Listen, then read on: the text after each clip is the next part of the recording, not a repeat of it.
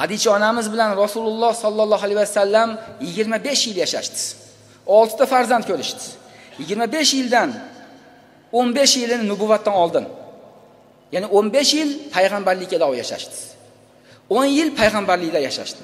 25 yil yashadi. Butun tarixchi ulamolar aytadiki, shu 25 yil mobaynida Hadicha onamiz biror marta Rasululloh sollallohu alayhi vasallamning gapiga qarshi ish qilmagan ekan. Biror marta Rasulullohni g'azablantirmagan ekan. Biror marta dilini ortmagan ekan. Biror marta Rasulullohning oldida farzandlarini so'kmagan ekan. 25 yil katta muddat.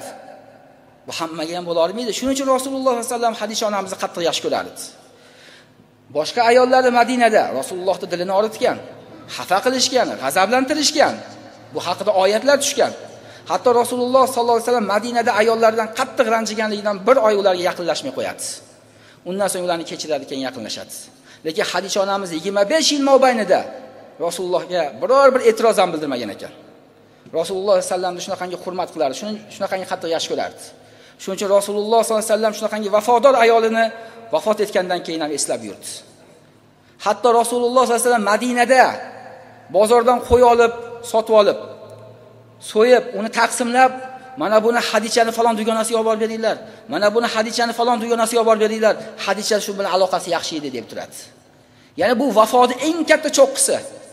Ya'ni o'zini eng suyukli ayolini o'lgandan keyin ham unutmayapti. Rasululloh sollallohu alayhi vasallam 9 ta ayol bilan birga yashagan, jamlagan. Lekin birinchi ayolini hech qachon unutmagan.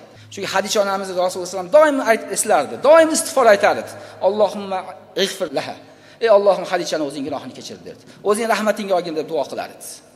Allohning eng suyukli payg'ambari birinchi ko'rgan juft haloliga shunaqa bo'lgan.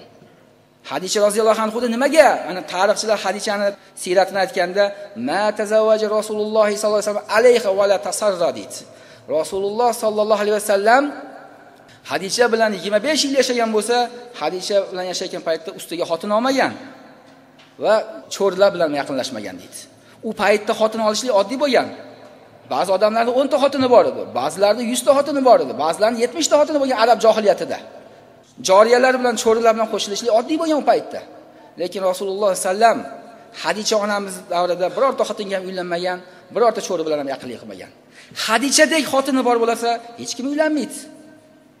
Hadicha onamizdek Rasululloh sollallohu alayhi vasallam shunaqangi ehtirom qiladigan bo'lsa, farzandlarini, ular ham farzand ko'rgan, 6 ta bola boqqan. Rasulullohning oldida biror marta bolalarini so'kmagan ekan, biror marta haqoratlamagan ekan.